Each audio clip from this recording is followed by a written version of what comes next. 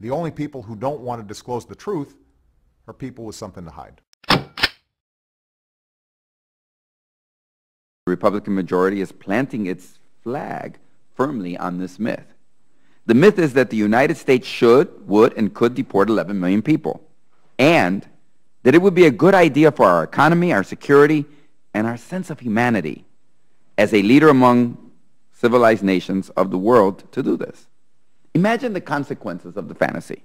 First, let's round up 11 million, roughly the population of Pennsylvania, Ohio, and let's round up their children too. The children who are U.S. citizens. There are about 5 million American citizen children whose parents are undocumented. So we'd have to round them up too. And let's put all those children in foster care.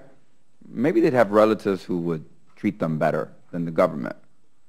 Next, when the hundreds of thousands of homes would suddenly all come at the market at one time, all at once, the U.S. government would cope with massive bankruptcies and cries to bail out the U.S. farmers, whose crops would be rotting in the fields of this nation from coast to coast.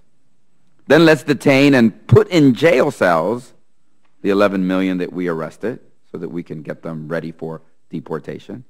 That means our immigration court just wouldn't have time for anybody else because it takes decades to process 11 million people in our jail system.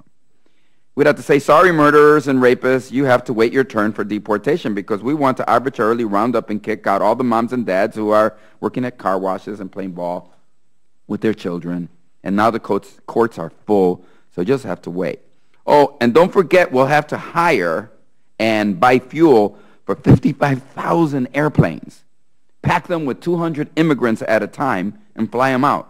And not just across the border to Mexico, but to Ireland and Poland and South Korea and continents all over the world. Let's just consider the impact that would have on the Tea Party and the birthers who oppose everything the president is for.